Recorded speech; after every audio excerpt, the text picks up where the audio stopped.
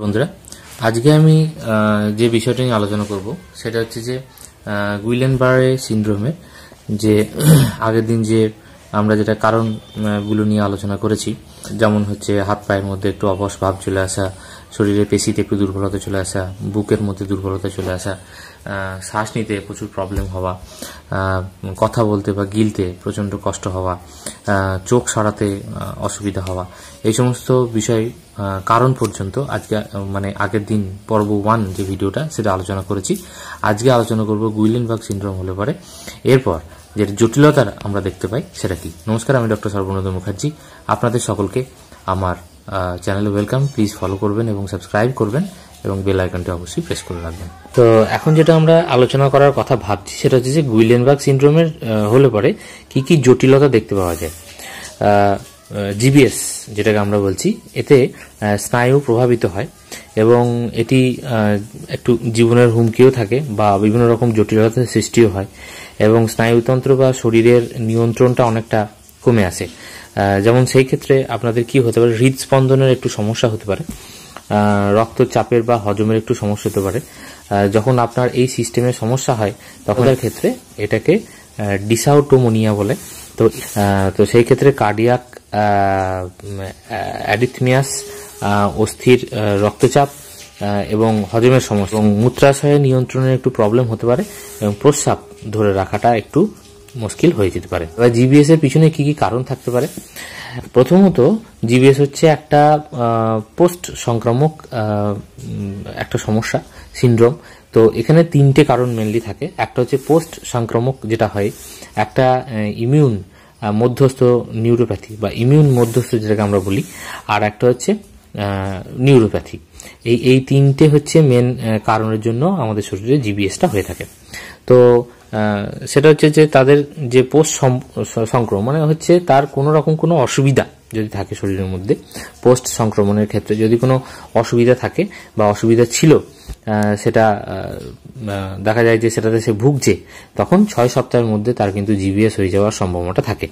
একটা হচ্ছে ইমিউন মধ্যস্থ যেটাকে বলি, এটি ইমিউন মধ্যস্থ অবস্থা হচ্ছে অস্বাভাবিক ইমিউন সিস্টেম প্রতিক্রিয়ার ফলে এটা হয়ে থাকে। কিছু লোকের তারা অসুস্থ হওয়ার পরে তাদের ইমিউন সিস্টেমটা অস্বাভাবিকভাবে কমে যায় এবং সেই ক্ষেত্রে পেরিফেরাল যে স্নায়ু সেটা হচ্ছে দুর্বল হয়ে পড়ে। তো জিবিএস যেটা করে সেই সময় ওই স্নায়ুটাকে অ্যাটাক করে এবং সেই ক্ষেত্রে একটু প্রবলেম ক্রিয়েট করতে পারে। এবং নিউরোপ্যাথি হচ্ছে আপনার যে নার্ভের যেটাকে আমরা পেরিফেরাল স্নায়ু বলছি, ওইখানে একটু দুর্বলতা সৃষ্টি হতে পারে, যাকে আমরা মায়োলিন বলি। যেটা আমাদের স্ট্রাকচার থাকে তার মধ্যে যে মায়োলিন থাকে, সেই মায়োলিন যেটাকে আমরা বলি, এই মায়োলিনের ক্ষতি করে।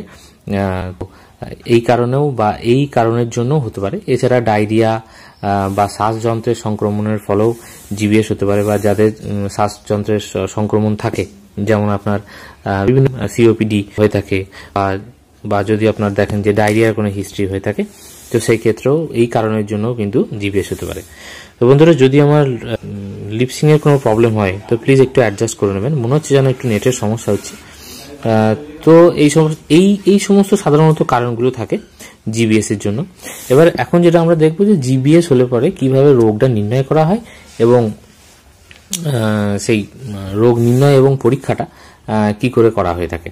তো প্রথমত হচ্ছে জিবিএস এর জন্য যেটা আমরা দেখি যে কি করা হয়ে থাকে, টেস্ট করা হয়ে থাকে। প্রথম হচ্ছে ইলেকট্রোমায়োগ্রাফি টেস্ট করা হয়, যেটা স্নায়ু পরিবাহী পরীক্ষা বলি। তারপর হচ্ছে আপনার স্পাইনাল ট্যাপ বলে একটা পরীক্ষা, সেটাও করা হয়ে থাকে। এবং ইমেজিং বলে একটা পরীক্ষা আছে। এই 3টে পরীক্ষা মেনলি জিবিএস এর জন্য করা হয়ে থাকে। এবার যেটা মেন বিষয়ে আলোচনা করবো সেটা হচ্ছে পুনর্বাসন, যেটাকে আমরা ম্যানেজমেন্ট বলি। তো জিবিএস হলে পরে সাধারণত কি কি ম্যানেজমেন্ট দেওয়া হয়ে থাকে? একটা হচ্ছে শারীরিক থেরাপি ম্যানেজমেন্ট দেওয়া হয়ে থাকে। এটি আপনাকে শরীরের কিভাবে নড়াচড়া করে তা উন্নত করতে সাহায্য করে। একজন শারীরিক থেরাপিস্টের কাছে এই জিনিসটা সাধারণত করা হয়ে থাকে। 2 নম্বর হচ্ছে অকুপেশনাল থেরাপি দেওয়া হয়ে থাকে। অকুপেশনাল থেরাপির মাধ্যমে ওই জিনিসটা, যেমন কোনো এই ধরনের যে থেরাপি দৈনন্দিন কাজ করার যে ক্ষমতাটা সেটা উন্নত হবে। মানে এক প্রকার আপনার যদি প্যারালাইটিক কন্ডিশন হয়, সেই কন্ডিশনটাকে ভালো করার জন্য এই সমস্ত ব্যবস্থা নেওয়া হয়ে থাকে। তো অকুপেশনাল থেরাপিস্ট নেওয়া হয়ে থাকে। একটা হচ্ছে স্পিচ থেরাপিস্ট, যদি কোনো কারণ জিবিএস এর কারণে যদি আপনার গলা গিলতে বা কথা বলতে কষ্ট হয় সেই কারণে স্পিচ থেরাপি করা হয়ে থাকে।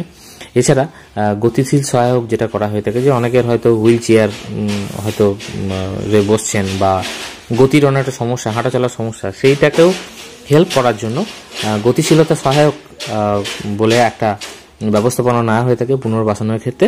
তো এই পুনর্বাসনটাও কিন্তু খুব মেন জিনিস। তো স্পিচ থেরাপি, আপনার হচ্ছে অকুপেশনাল থেরাপি, আপনার হচ্ছে শারীরিক থেরাপি এবং গতিশীলতা সহায়ক, এই জিনিসগুলো অবশ্যই করা হয়ে থাকে। এবং প্রতিরোধ, মেন যেটা হচ্ছে সেটা হচ্ছে প্রতিরোধ। আমরা এই সমস্যাটা কি করে প্রতিরোধ করব, সেটা হচ্ছে যে সবসময়তেই আপনাদেরকে যেটা করতে হবে, প্রায়শই হাত ধুতে হবে, একদম হাত পরিষ্কার রাখতে হবে। যাদের ফ্লু বা অন্যান্য সংক্রমণ আছে তাদের থেকে দূরে থাকার একটু চেষ্টা করতে হবে। আপনার রোগ প্রতিরোধ ক্ষমতা বাড়ানোর জন্য কিছু খাবার আছে, যেগুলো ইম্পর্টেন্ট কিছু খাবার আছে, সেই খাবারগুলো খেতে হবে। নিয়মিত ব্যায়াম করতে হবে।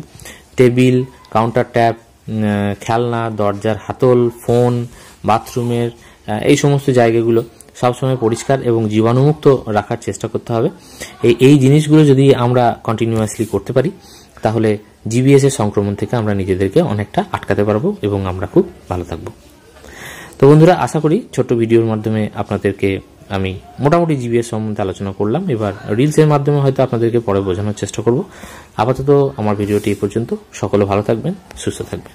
নমস্কার।